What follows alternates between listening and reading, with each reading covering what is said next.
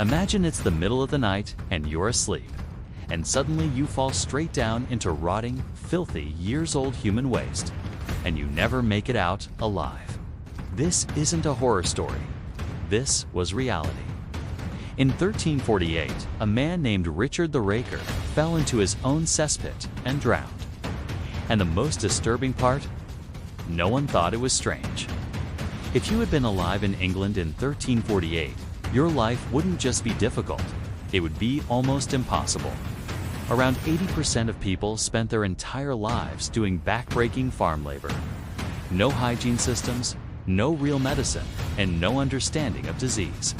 And the very first thing you would notice, the smell. London, packed into just 1 square mile, held over 70,000 people.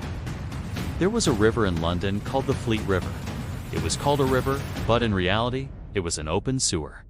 It carried animal blood, bones, chemical waste, and human sewage. And people drank from it. You were drinking your own waste. Every morning, the streets weren't just full of people. Wild pigs roamed freely. These were aggressive, tusked animals. They attacked people, dug up graves, and even killed children. Some pigs wore bells, so you'd hear them before they charged.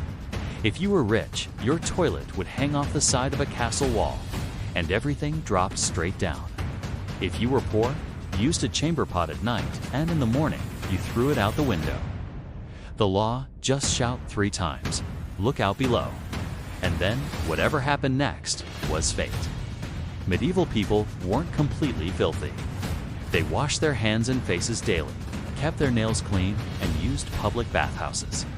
The problem was they had no idea what actually caused disease. In 1348, germs didn't exist as a concept. People believed your body fluids were out of balance, the air had become poisonous, or God was angry. Europe's top doctors concluded the planets had aligned in a way that corrupted the air. So what were the treatments? Draining your blood? Burning your wounds?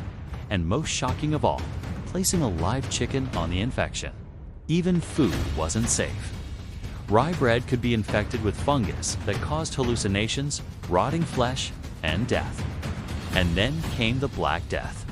It began in Central Asia and spread through trade routes. By 1347, ships reached Italy. The plague spread faster than anything people had ever seen. January, Italy. Florence. June, Paris. November, London. People abandoned each other. Parents even abandoned their own children. One man wrote, "I buried my 5 children with my own hands." This isn't just history. It's a reminder. Civilization is only a thin layer, and beneath it is chaos. In 1348, you wouldn't have survived.